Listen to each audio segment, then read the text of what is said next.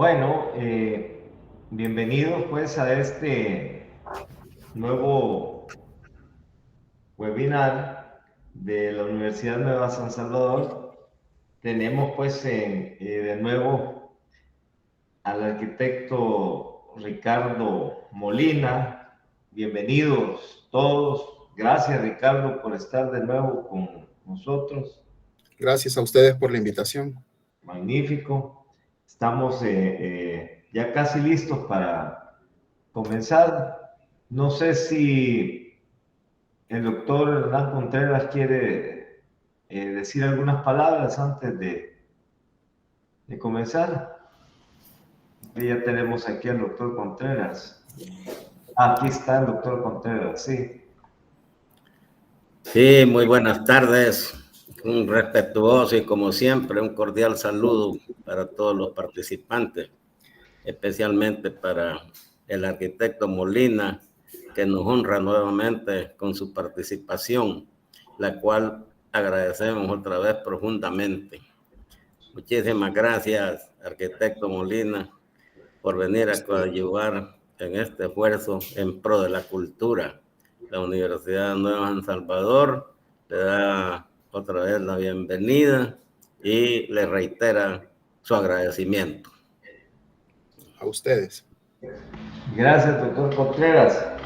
Bueno, ya como hace 2 semanas, pues, habíamos dicho, el arquitecto Molina, pues, tiene estudios en diseño de ciudades por la Universidad de Pensilvania, en los Estados Unidos. También es miembro del grupo de la organización El Centro desde 2019. Es un gran entusiasta del turismo, la fotografía digital y la química también. Y ahora nos va a hablar pues sobre una de las joyas arquitectónicas que tenemos en nuestro país, en San Salvador. Así que pues, arquitecto, por favor.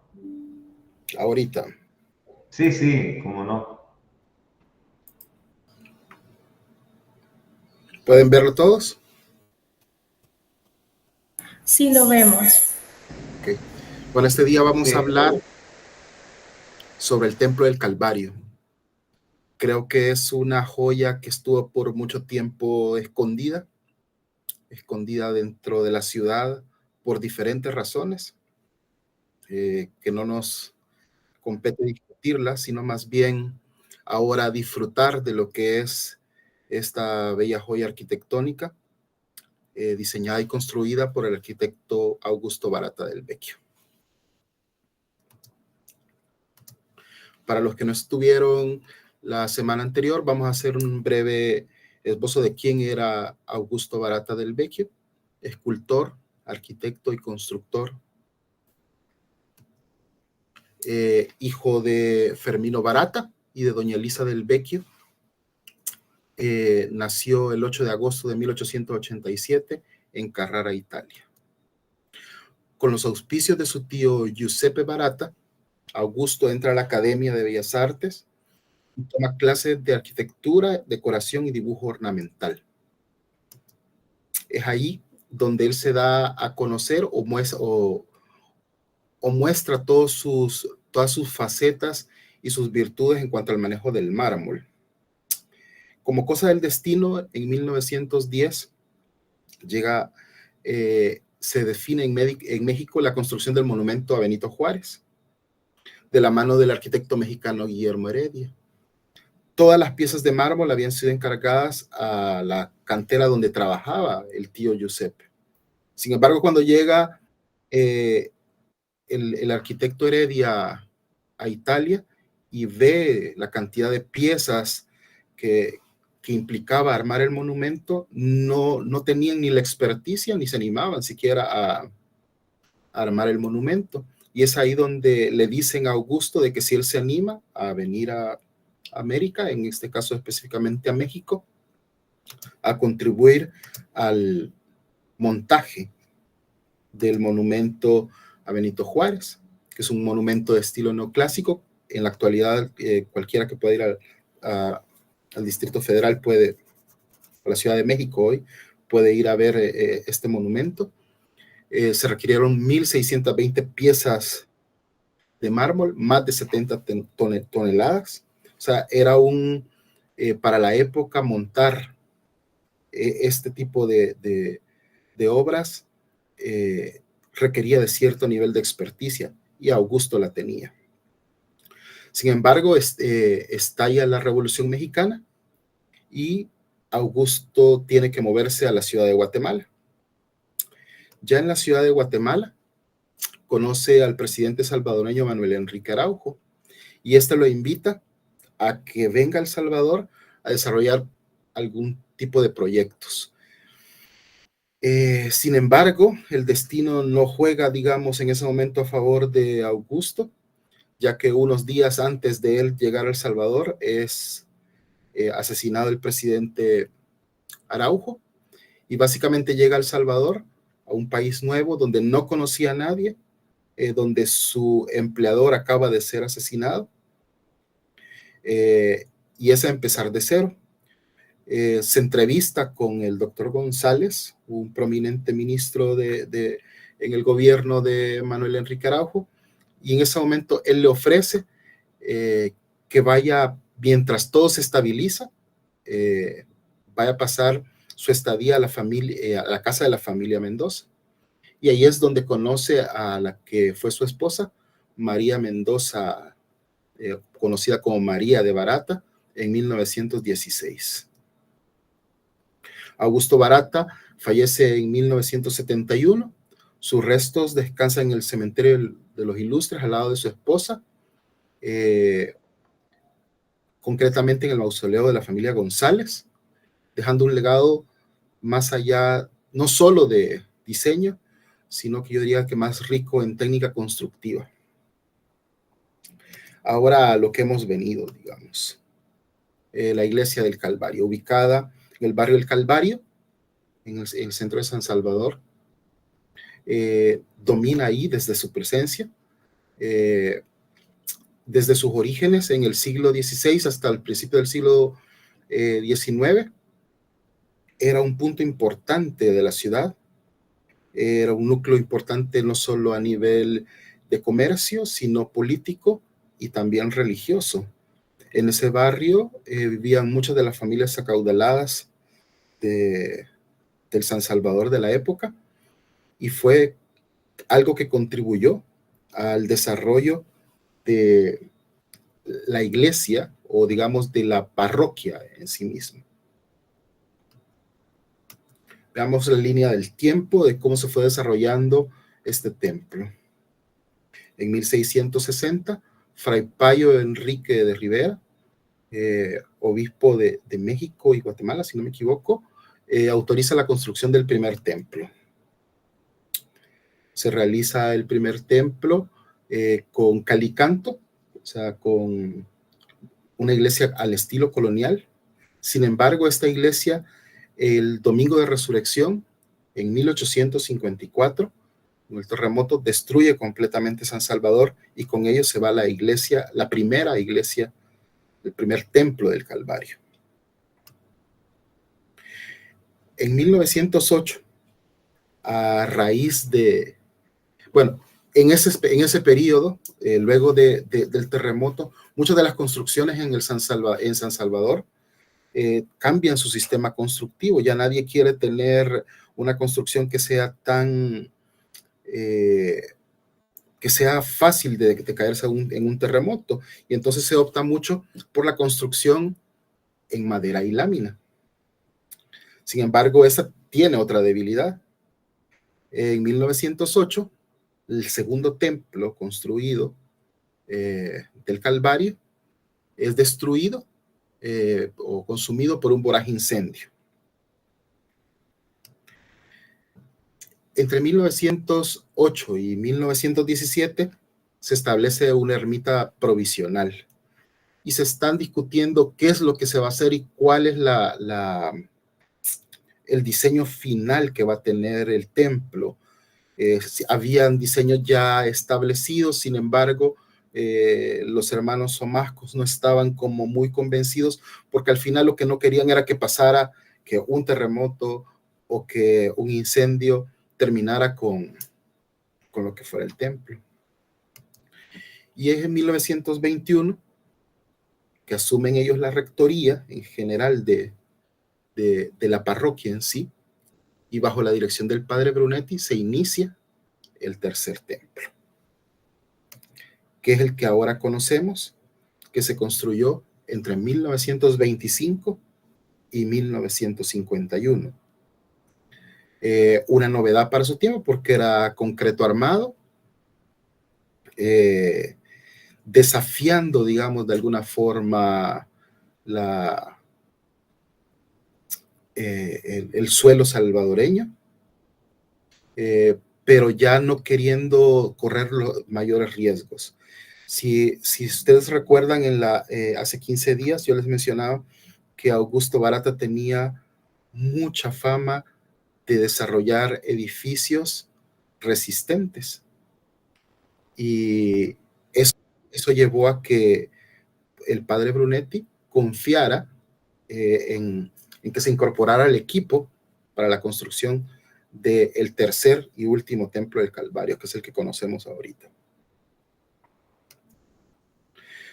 Y aquí podemos ver los primeros bocetos de lo que es el templo del Calvario, que distan un poco, si ustedes son bastante observadores, la cúpula y las torres distan un poco de lo que es en la actualidad. Digamos que aquí en los primeros bocetos era exactamente un estilo neogótico muy puro. Ahorita, sin ser experto en digamos, en historia del arte, tiene muchos elementos, recoge muchos elementos todavía románicos, si no me equivoco, en diseño y sobre todo en las torres, pero es digamos, una muy buena adaptación del neogótico, del gótico a nuestra realidad y hecha con concreto armado. Aquí podemos ver fotos de la construcción. La construcción se realizó en 3 etapas. La primera entre 1925 y 1932. La segunda entre 1932 y 1938. Y la final entre 1938 y 1951. Aquí no vemos grúas, aquí no vemos elementos de maquinaria pesada. Todo fue hecho con madera, con la habilidad de nuestros constructores y la hábil dirección del profesor Barata. Creo que lo que hay que reconocer, o una de las cosas que hay que reconocer de él, es que desde el inicio el diseño estaba plasmado para durar y que no requiriera de mucho mantenimiento. Tan es así, por eso es el concreto armado, para que fue una iglesia que no fue pintada, o sea, que tenía que tener su mantenimiento, pero que estaba hecha para que estuviera en el tiempo sin mayor intervención. Como siempre les he dicho, fue una construcción hecha para durar, y la tenemos como prueba tantos terremotos que ha sobrevivido, y no solo eso, sino de que es como un monumento a la construcción de la época. O sea, muy pocas edificaciones o muy pocos se atrevieron a hacer una edificación en esa época de estas características.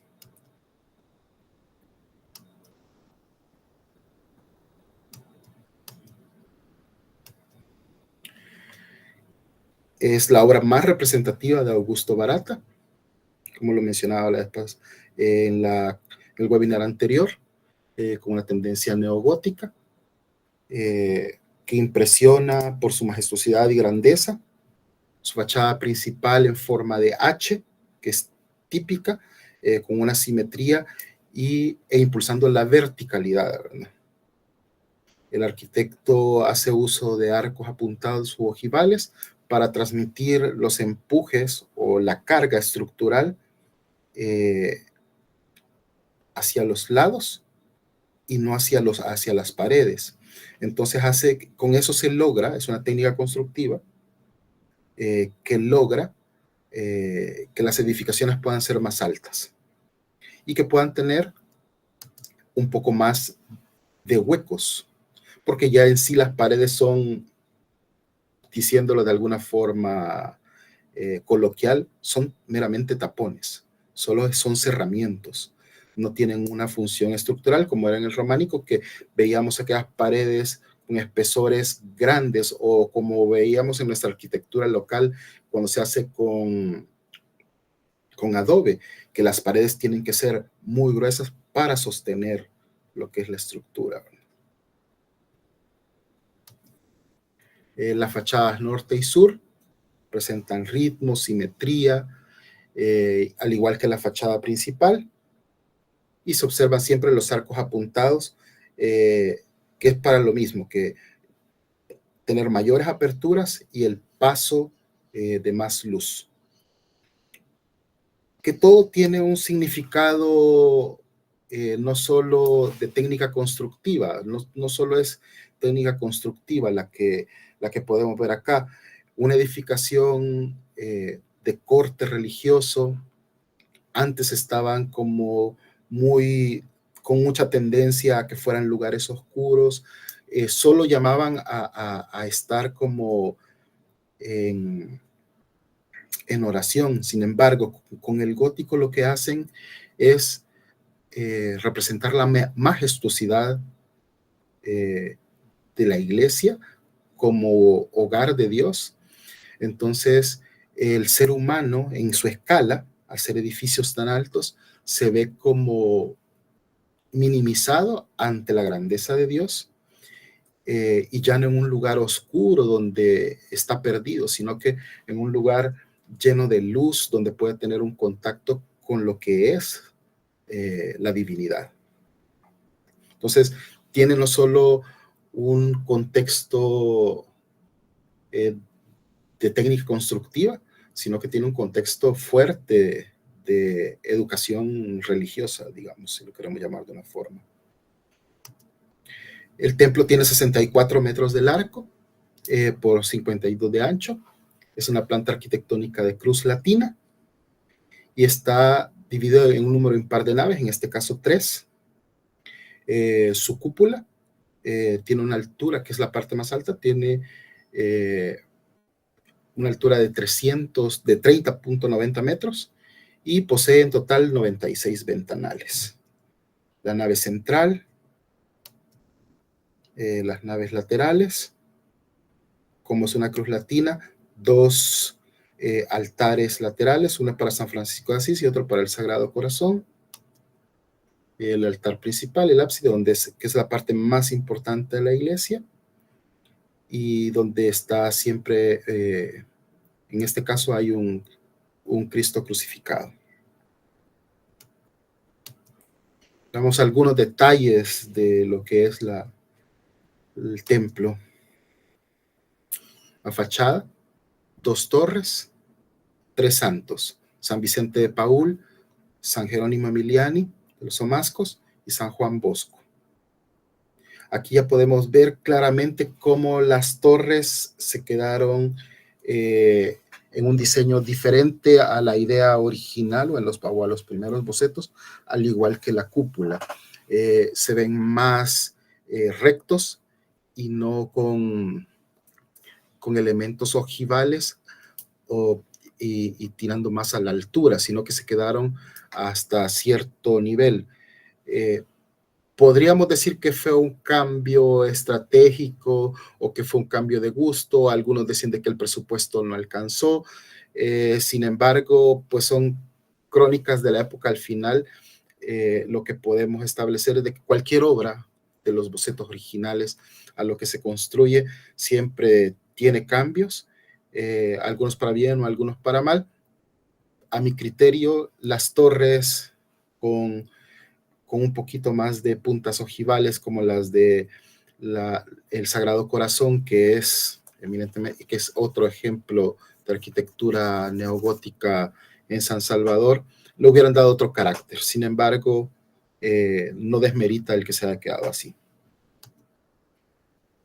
Las tres naves, como mencionábamos antes, que es un camino hacia el ábside, y como todo tiene un mensaje, representa toda una peregrinación del hombre en esta vida, en la búsqueda de Dios, y como la luz que representa a Dios, que viene desde lo alto, llena y los acerca al hombre pequeño en esta gran dimensión a su divinidad sin fin. Aquí podemos ver otra toma donde se pueden ver ya a más detalle lo que son los arcos apuntados o ojivales que transmiten las cargas a las columnas, pero algo bien importante y que permiten igual la ventilación natural, lo que ya habíamos hablado, pero sin embargo quiero que noten en los capiteles que mencionábamos hace 15 días que uno de los ejes conductores del diseño del arquitecto Barata eran los motivos florales, y aquí es donde los ocupa. Estas columnas ustedes pueden verlas también en la iglesia de Huayuba, muy similares, tal vez con menos ornamentos, pero muy similares, porque eso funcionan, aparte de que funcionan estructuralmente bien, le dan un carácter a la edificación. Luego las arquivoltas, que son una serie de triángulos, digamos, en los accesos principales, que permiten mayor entrada de luz. Aquí todo era como, el objetivo era de que fuera no un templo oscuro, sino de que fuera el lugar donde Dios se manifestara a través de la luz.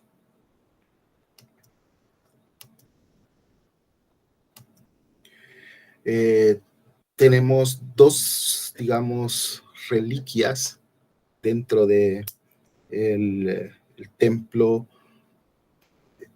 del Calvario, en la cruz principal o en el crucificado principal, que es de corte barroco.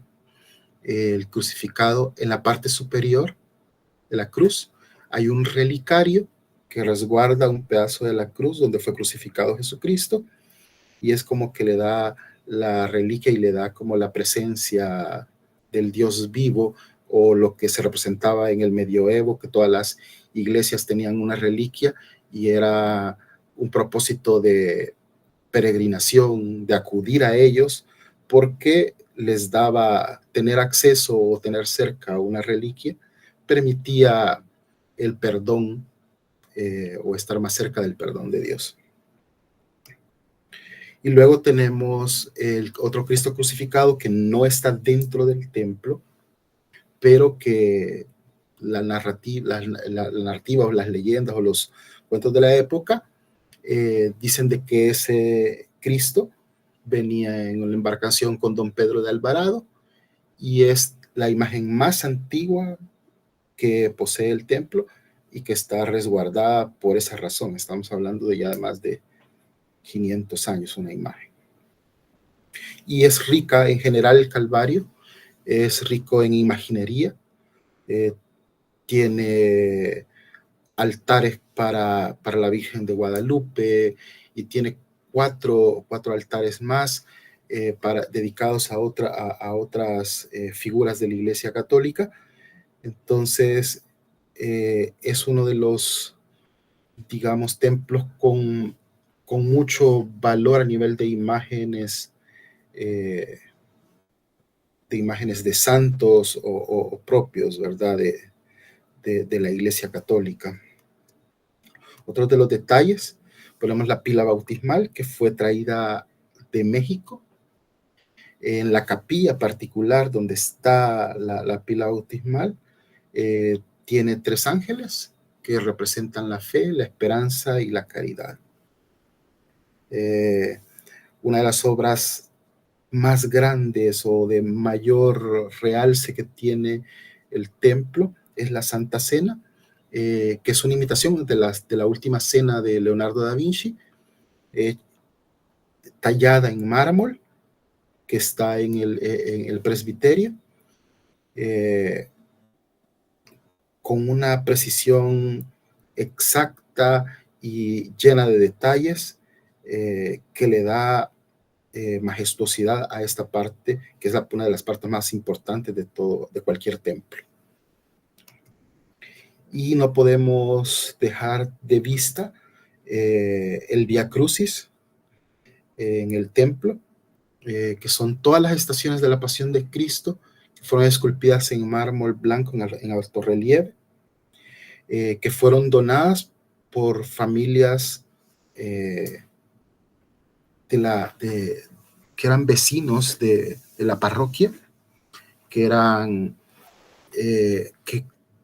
parte no de la estructura, sino que eran parte de la vida parroquial, y querían contribuir a lo que es el nuevo templo. En la sacristía hay un mural donde está dedicado a todos los benefactores que hicieron posible este templo.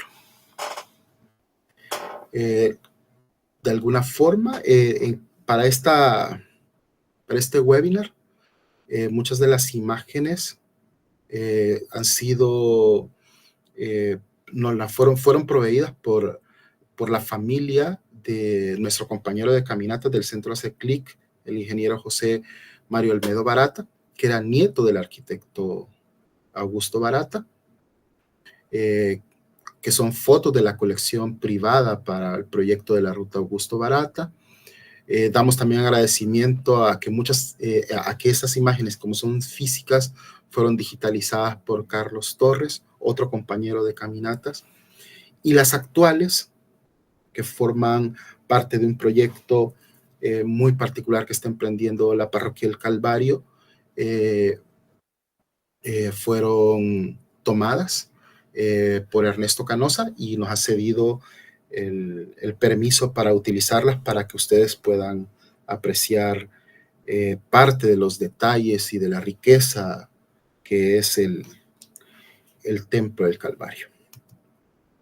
Y pues eso es todo.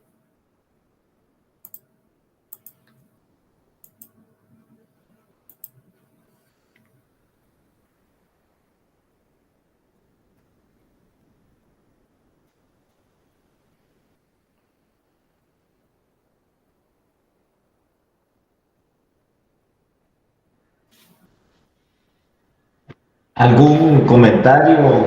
¿Alguna pregunta?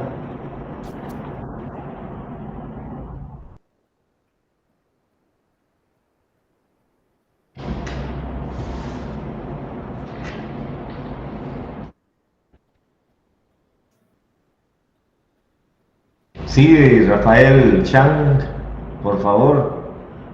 Buenas tardes, maestro. Un gusto saludarles. Creo que la exposición me parece al detalle, muy ilustrativa, y agradecerle a Ricardo pues que se ha tomado pues este tiempo para explicarnos de una manera bien concisa, y digamos irrelevante pues todos estos aspectos de que Augusto Barata pues nos ha dejado como en la Iglesia del Calvario, que como bien dice pues con las renovaciones actuales del centro histórico pues se logra apreciar un poco más y todas estas exposiciones, todas estas divulgaciones ayudan a tener conciencia de este patrimonio.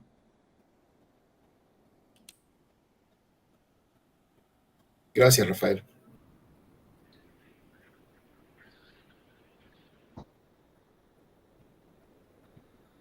Arquitecto Molina, muchas gracias.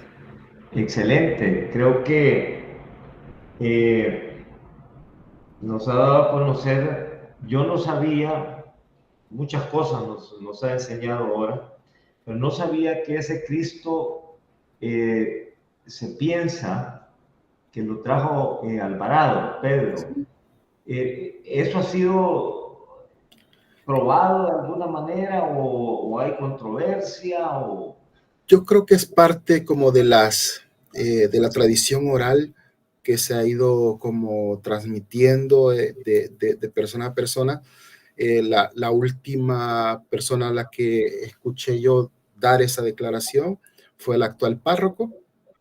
Entonces, creo yo que tiene ya una como larga data, o sea, no es de hace tiempo decían, sino que incluso el párroco actual daba ese tipo de declaraciones de que se creía, no se ha verificado. Sin embargo, los que hemos tenido posibilidad de ver de cerca esa imagen es de una riqueza enorme, y tal vez posiblemente si no venía con Pedro de Alvarado, fue obra de muy buenos artesanos de la época de la colonia. Recuerden que si fue una iglesia que fue autorizada en 1660, fue ¿cómo es que se llama? Tiene que tener muchas, o debería de tener muchas reliquias de la época, ¿verdad? Sí, del siglo XVII, ¿verdad? Otra cosa, Ricardo, el neogótico, nuevo, pues. Aquí tenemos, usted mencionó además, pues del Calvario, mencionó el Sagrado Corazón. El Sagrado Corazón de Jesús ahí en la calle Arce. En la calle Arce, ¿verdad? Sí. Y también entiendo que la Catedral de Santana pertenecería o pertenece a ese estilo, ¿verdad? ¿Sí o no? Tiene algunos rasgos, pero yo creo que la iglesia ya de Santa Ana es un poquito más, tiene más mezcla de otros estilos. No es puro como, digamos, no tiene todos los elementos tan claros como, por lo menos a mi criterio, como lo que es el Sagrado Corazón o lo que es el Calvario. Creo que ocupan elementos, pero no lo es del todo neogótico, a mi criterio por lo menos. Tal vez aquí, ¿cómo es que se llama? Rafael, que tiene un poquito más de expertise en eso, nos podría sacar de esa duda. Sí. Hola, sí, realmente el estilo, pues, bueno, nosotros tuvimos la oportunidad de estar ahondando con estudiantes de arquitectura en este tema, ¿verdad? Y realmente el estilo como tal, pues, prácticamente predominaba la necesidad de que la estructura fuera suficientemente estable, y ahí se tomaron pues algunas decisiones.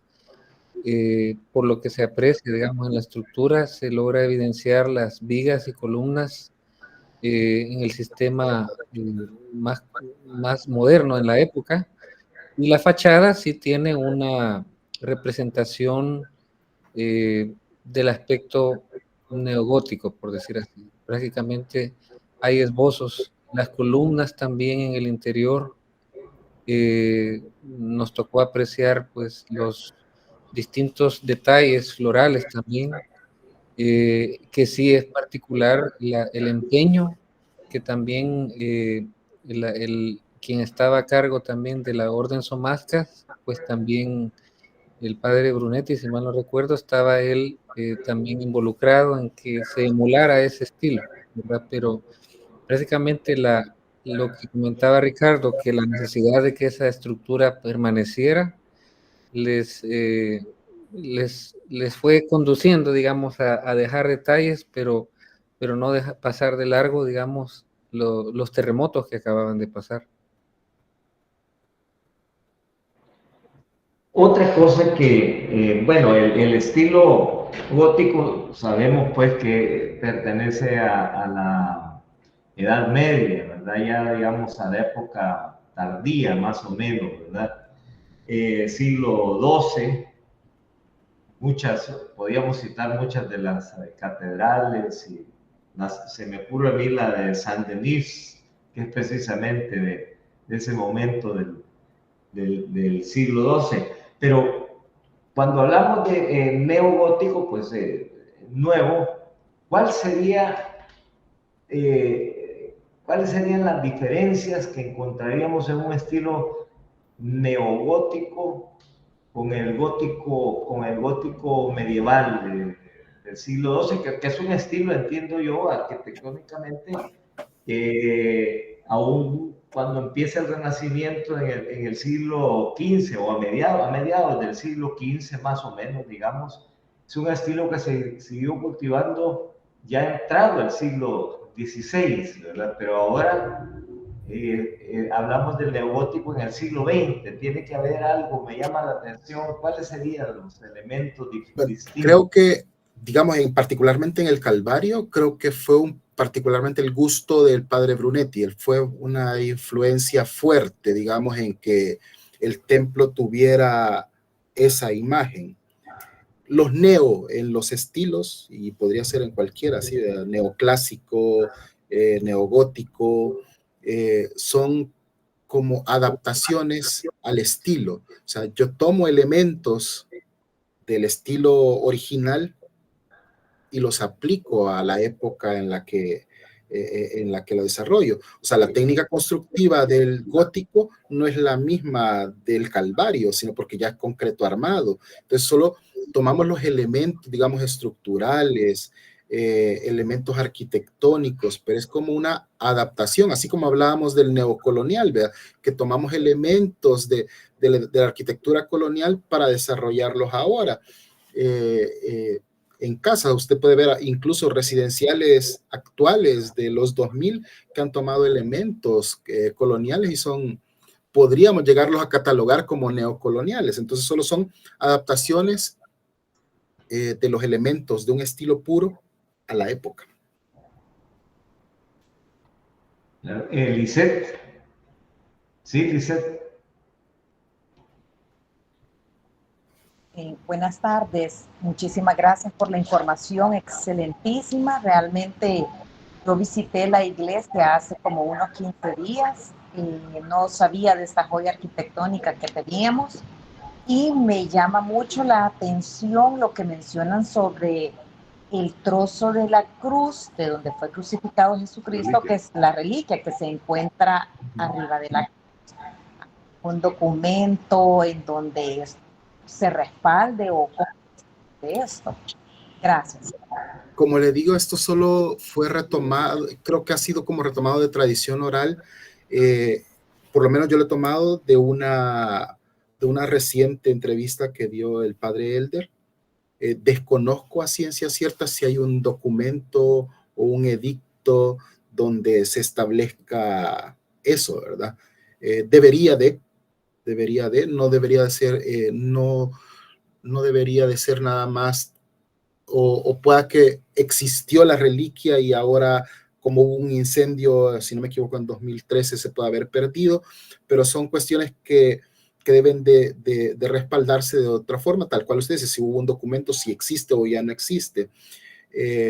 Si quisiéramos aprovecharlo a nivel de mercadeo o incluso de propagación de la fe, pues sería como puesta en marcha esa información y sería fabuloso, porque cualquier templo que tenga una reliquia, entiendo yo que todos los templos de alguna forma tienen alguna reliquia, cuando son consagrados, son dotados de una reliquia en particular,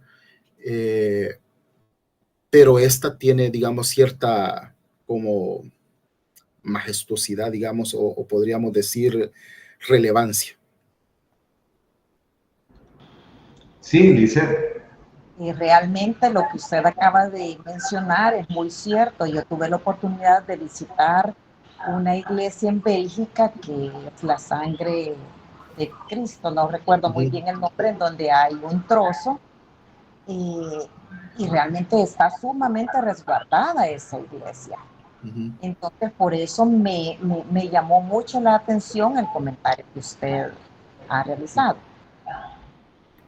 Sí, yo creo que hasta donde yo recuerdo, de algún comentario no vinculado a esto, ni vinculado a mi camino en la arquitectura, recuerdo haber escuchado de un sacerdote español que mencionaba que cuando se consagraba una iglesia, siempre en el altar se ponía alguna reliquia. A veces venía un trozo de mármol, se incrustaba, o en algo se incrustaba una astilla, y que por fe, pues decían era de la cruz. Entonces, es consagrar un templo, se lograba, digamos, a través de la presencia de un elemento como esos. De existir, no creería yo que sea un trozo, puede ser una astilla que esté resguardado en una cajita, parte de la cruz, que es como le mencionaba, si no mal recuerdo, ese comentario que me hacía personalmente a mí ese sacerdote español, es como una tradición. La consagración del templo se hacía o se estilaba muchas veces con una pequeña reliquia, no de la magnitud como de las que hay en Europa, ¿verdad? De las que atraen peregrinaciones y todo ese tipo de cosas, pero sí se logra darle ese revestimiento de grandiosidad al tener una reliquia. Muchas gracias. Otra cosa, Ricardo, que usted mencionó, el Calvario fue construido en 3 etapas, dijo. Una curiosidad, y estuvo abierta a los fieles antes de la etapa final, o se abrió a los fieles hasta que ya estaba completamente terminada. Desconozco la logística de la época, pero yo me imagino que si antes tenían una ermita como provisional, supongo que las actividades normales o diarias se fueron desarrollando en la ermita. Tal vez cuando hubiera algún elemento, digamos, representativo, posiblemente hicieron algún acto, pero no creería yo de que fuera de que en esa época, digamos, de 1900 tanto al 30 y tanto, ocupamos esta parte y ahí celebrábamos a diario las actividades.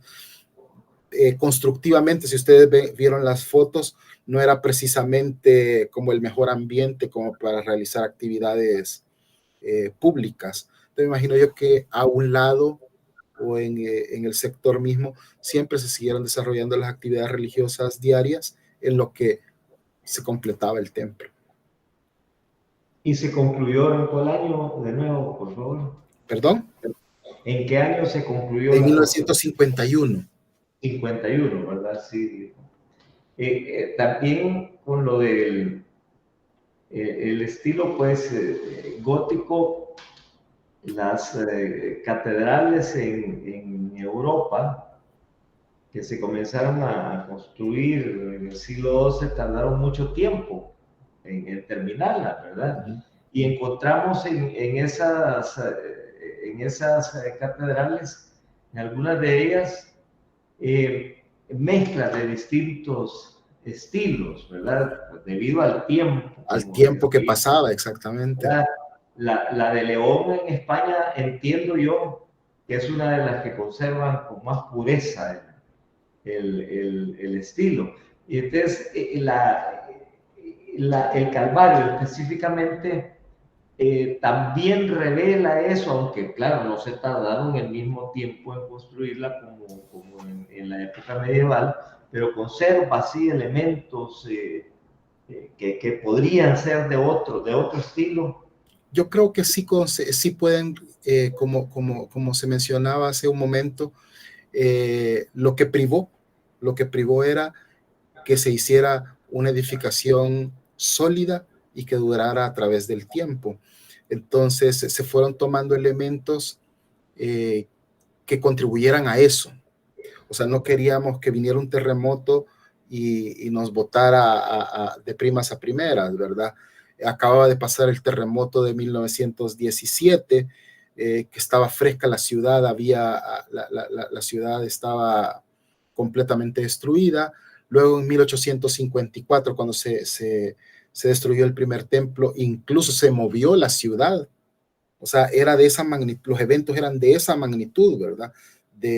Que destruían la ciudad, y en 1854 se movió la ciudad. En 1917 quedó completamente destruida la ciudad. Entonces la lógica era, vamos a hacer un tercer templo, ¿verdad? Vamos a hacer un tercer templo, pero no queremos pasar por esto dentro de 10 años, ¿verdad? Dentro de 15 años. Entonces busquemos dentro de los estilos, dentro de la técnica constructiva, qué es lo que nos puede ayudar a que esto se desarrolle. Ahí es donde entra Augusto Barata, porque Augusto Barata tenía la fama, y en ese momento fama, yo creo que ahora lo podemos comprobar, que tenía amplias destrezas para la construcción. El edificio, para mí el mejor ejemplo es el edificio de la lotería, pues verdad es que está ahí el edificio de la lotería hizo un nuevo edificio mucho más moderno, y ese fue el que falló, y el edificio de 1920 y tanto, ahí está en pie. Entonces, la casa Dueñas, o sea, son elementos, y él venía de Italia, algo tiene que de un lugar donde tiembla, entonces las características, él tenía el conocimiento de los elementos, no solo arquitectónicos, sino estructurales, que podían darle solidez a un tipo de construcción, y esa fue como su ventaja competitiva. Entonces, por eso quizás no es a lo largo del tiempo lo que puede hacer de que haya o que convivan estilos, sino más bien elementos estructurales o de técnica constructiva que ayuden a que se logre el objetivo que tenían ellos. El objetivo era que se mantuviera en el tiempo. Gregorio. Gracias. Buenas tardes. Buenas tardes. Arquitecto, yo la vez pasada me quedé con la duda. No sé si es de la misma época la construcción del telégrafo. Y del mismo estilo, digamos, cemento, concreto. Pueda que sea de la misma época. No le puedo dar el detalle en este momento, pero sí responden quizás a una tendencia fue una respuesta de la ciudad y de los constructores de la ciudad a elaborar obras en ese estilo. Vamos a hacer algo grande, pues busquemos la forma que nos dure, que no se nos vaya en el próximo a caer. Pues si ahí tenemos el telégrafo, tenemos, bueno, el que fue el Banco Central de Reserva, que es otro edificio un poco ya más de corte moderno, pero que sí tuvo sus daños, pero que era un edificio precioso, la Corte de Cuentas, que edificios oscuros si usted quiere, pero que tenían esa característica particular de los 50, digamos, que era la solidez del concreto, buscar cómo con el concreto logramos tener edificaciones fuertes. Es mi apreciación. Gracias, que está con esta inquietud, porque la vez pasada usted hablaba de que no había habido una escuela propiamente de Augusto Barata. No. Entonces pensé yo, a lo mejor esto o es... Normalmente vinieron muchos arquitectos de fuera. La Escuela de Arquitectura del Salvador es muy joven. Yo me atrevería a decir que todavía es muy joven. Los primeros exponentes los primeros arquitectos salvadoreños incluso ni siquiera fueron formados acá. Yo diría que empezamos a tener una generación de arquitectos acá por los 70. A finales de los 70. En general, casi todas las profesiones, ¿verdad? Medicina, entonces todos se formaron fuera. Entonces por eso tienen esas o algunas influencias muy particulares, porque ellos se desarrollaron sus estudios fuera. Algo que siempre yo tuve como que me caló en mi formación como arquitecto, la rectora de la universidad donde yo estudié, el arquitecto Juana Salazar de Pacheco, ella mantenía como la tesis de que arquitectura se aprendía viendo arquitectura, decía así. Entonces ella incentivaba a que los que podían viajaran y vieran otras cosas, que no nos quedáramos con solo lo que veíamos a nuestro alrededor. En una época en la que yo estudié, donde el internet no era el boom, teníamos acceso, pero eran las revistas en físico, que tampoco era fácil tener acceso a arquitectura en físico, en libros. Entonces ella invitaba a que el que pudiera salir del país viera otro tipo de cosas, y por eso vimos que en los 80 un poco también algo de eso, que gente que viajaba tenemos copias de centros comerciales, porque se desarrolló mucho eso de lo que se veía antes. No hemos tenido una cultura de desarrollar algo nuestro. No podemos decir, este arquitecto tiene una larga tradición y es muy como de desarrollo de su estilo. Son muy pocos, quizás. Yo me atrevería a decir un par, tal vez. Perdón, arquitecto, que interrumpa. Gracias. ¿Podría decirse eso antes de los primeros años del siglo XX, finales del XIX, el Art Deco, con algunos edificios que hay todavía y que se quedó ahí nada más con 3, 4 edificios y ya no hubo más? Exactamente, ya no hubo más, porque fue, digamos, muchos edificios, yo creo, son el capricho del propietario. Son caprichos del propietario. Al final, el dicho que conocemos es que el cliente siempre tiene la razón, pero no, el cliente es el que siempre pierde la razón. Entonces, el cliente es el que al final termina como, y en arquitectura, yo creo que la labor del arquitecto es dirigir, encauzar las ideas del cliente. Yo me río porque, y ustedes no faltará, pero todos en algún momento dicen, yo siempre quise estudiar arquitectura. Pero es que yo construí mi casa. O sea, porque es como parte del ser humano el querer desarrollar o plasmar alguna idea. Los arquitectos se forman para eso, y algunos tienen la suerte de tener clientes que los dejan libres, o clientes que se dejan guiar. Entonces, por ejemplo, esos edificios así como Art Deco o que son estilos bien particulares, para mí el mejor ejemplo es el Castillo Venturoso. El Castillo Venturoso es el reflejo del capricho del cliente. La hija quería un castillo y le hicieron el castillo. Y fueron a ver los castillos. Fueron a ver el castillo, exactamente. Entonces, no es así como que buscando, y usted ve el castillo Venturoso en el entorno, no solo en el entorno actual, sino que el entorno imagínense, en el entorno de lo que era la colonia Flor Blanca de la época, ¿verdad? Igual desentonaba, pero era lo que quería el cliente. Era lo que quería el cliente. Y como no hay una formación y como no hay un estilo, por eso es de que estamos acostumbrados a ver aquellas colonias de 200 o de 400 casas que son todas iguales, todas iguales. Aún aquí en Centroamérica podemos ver países, por ejemplo, como en Honduras, por ejemplo, es muy poco común que usted compre una casa igual. Lo normal es que usted compre el terreno y contrata a un arquitecto y le hace la casa a su manera, que puede tener sus condiciones de idiosincrasia propia y se pueden parecer, pero no es una costumbre que tengamos nosotros. Nosotros tenemos más de construcción en serie. Entonces, y eso creo yo, la construcción en serie ha sido algo que ha detenido un poco el desarrollo en sí de la arquitectura en general. Gracias. Rafael.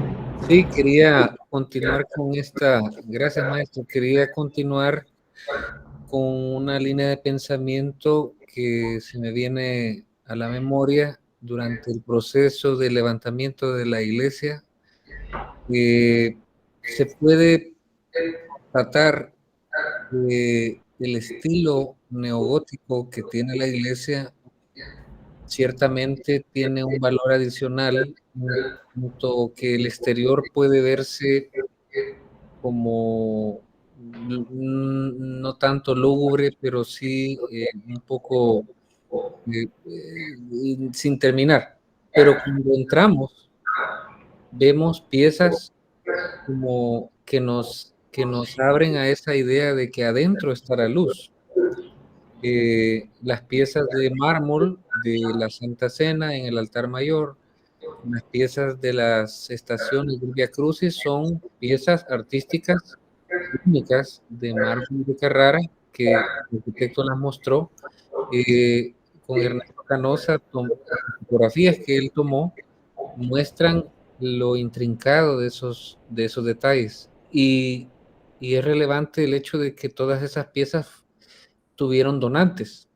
O sea, hubo toda una sinergia de la orden de Augusto Barata y de muchos donantes o personas fieles, digamos, de la iglesia, que ayudaron a concretar este ejemplo neogótico muy particular.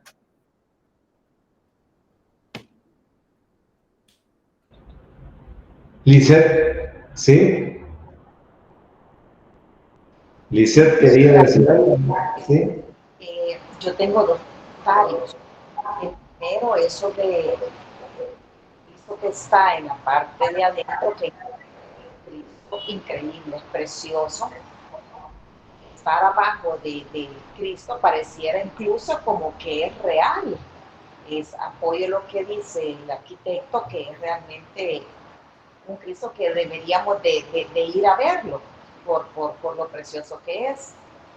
Y el segundo comentario es que en el pasaje de la iglesia del Calvario hacia el parque que han hecho está bien oscuro. Entonces, por la noche realmente sería bueno solicitar, o si hay alguien aquí que me pueda escuchar, para que iluminen este pasaje. No sé si se podría hacer algo.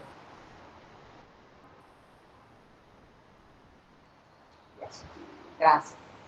Ok.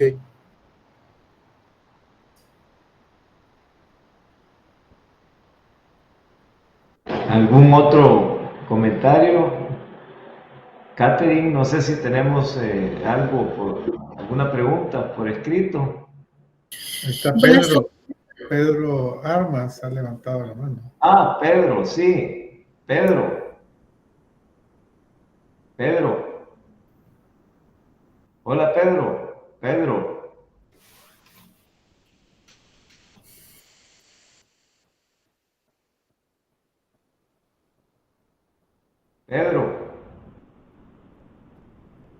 Tiene levantada la mano, pero...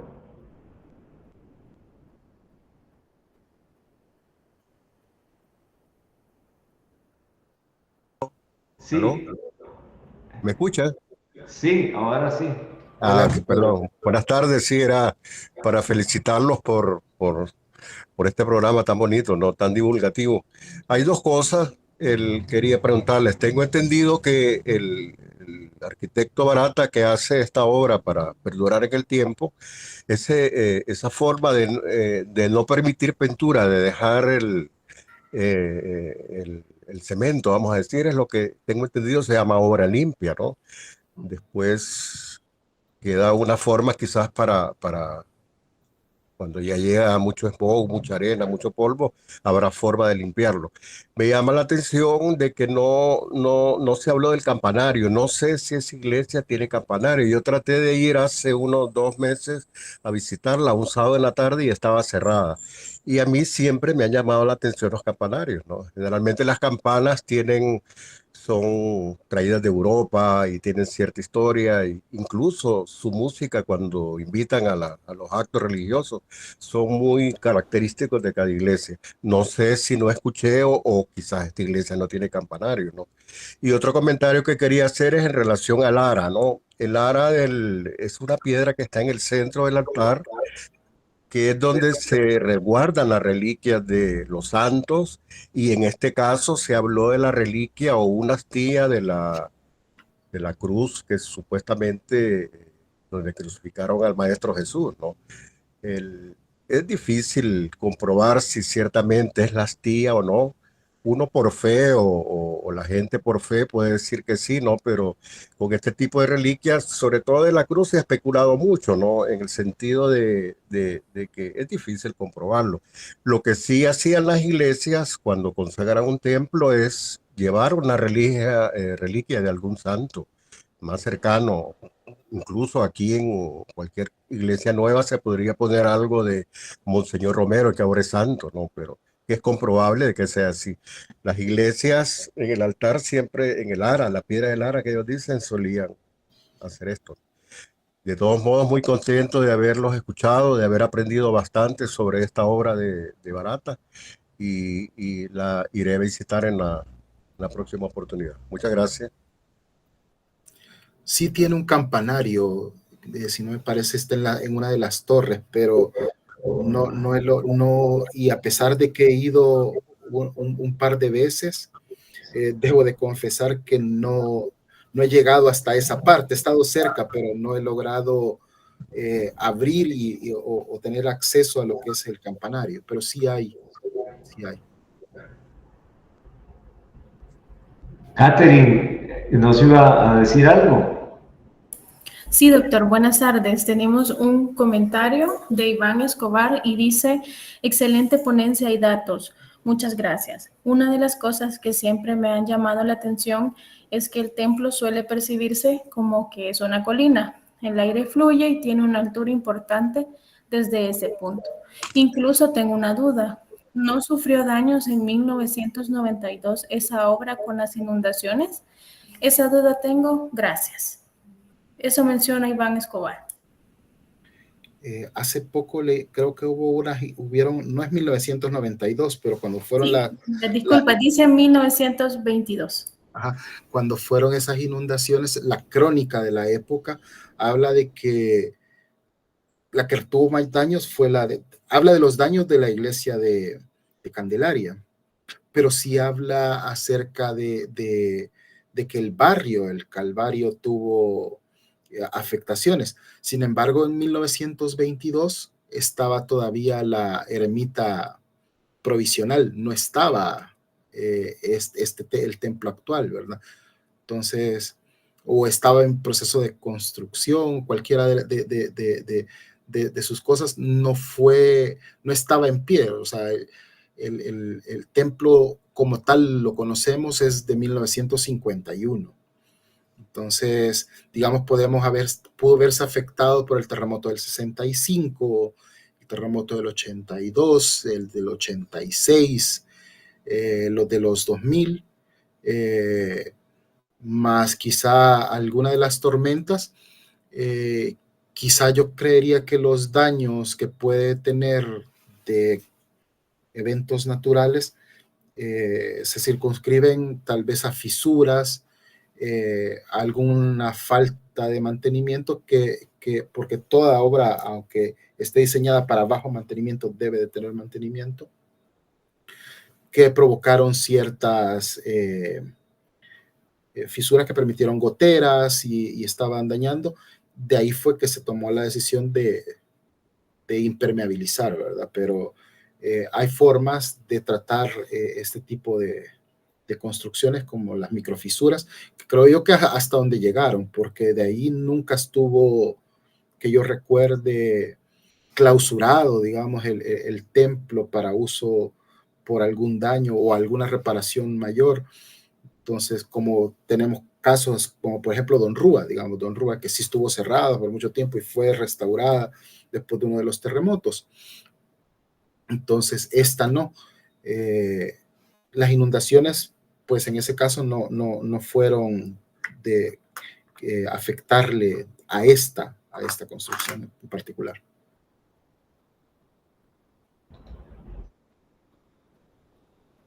¿Hay algún otro comentario?